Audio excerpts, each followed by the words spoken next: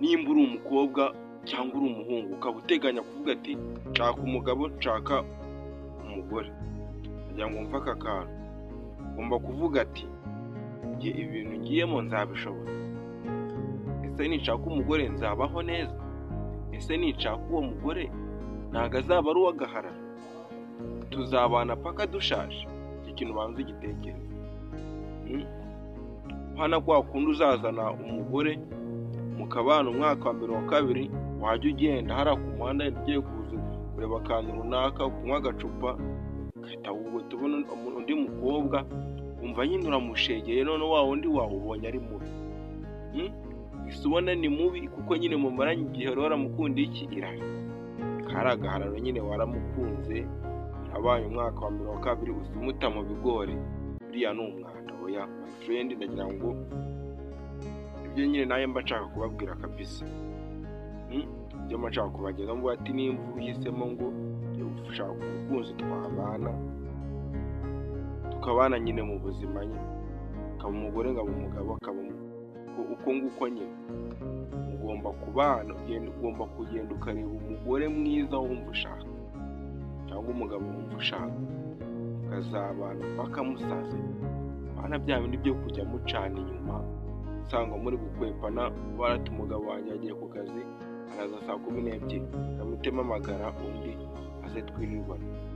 Umugabo nawe ati kwa runaka naba ariyo kagiye gusura wa mugore akaba yagiye mu kazi, yagiye nyine yataranga yagiye. Ibyo bintu ugomba kubyirinda, ibyo nabyo biri mu bintu bisenya ingo z'abantu.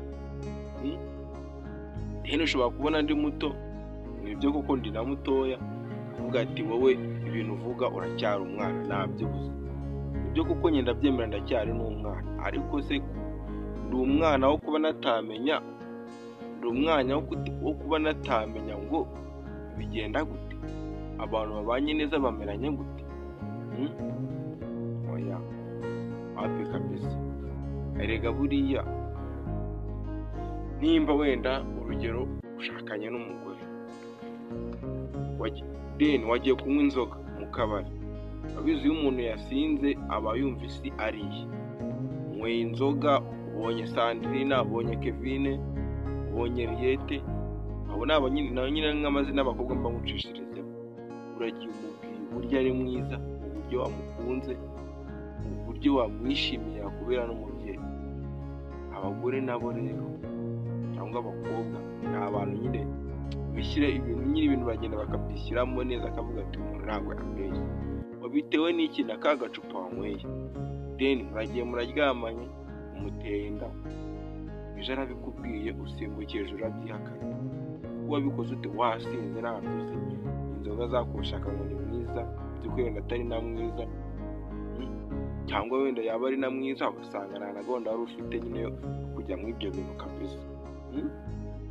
Usanga na gahunda wari ufite yo kujya mu ibyo bintu yo gutera, kubera iki ka gacupa wagiye kwimera amata.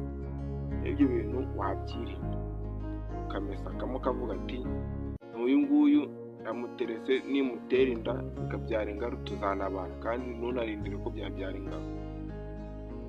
Rero wabagezaga iki kiganiro banyita Dudu, wakora subscribe kuri YouTube channel yacu yitwa Sangwa Media TV, ubundi yatugumya tukiganira.